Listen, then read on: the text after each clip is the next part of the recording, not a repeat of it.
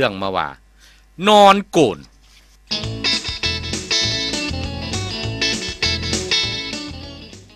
นอนโกนสองเซียวได้ล้มกันเรื่องลูกเรื่องเมียนี่แหละหลังจากบ่ได้พบกันดนทั้งเซียวหนึ่งก็เลยเว้าขึ้นว่า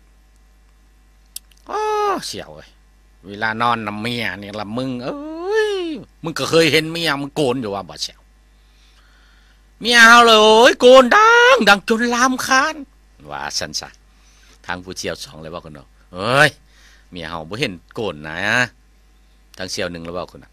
เอาเป็นสังสิบ่โกนเห็นได้ตัวฮู้ไผนอนก็โกนหมดนั่นแหล้ว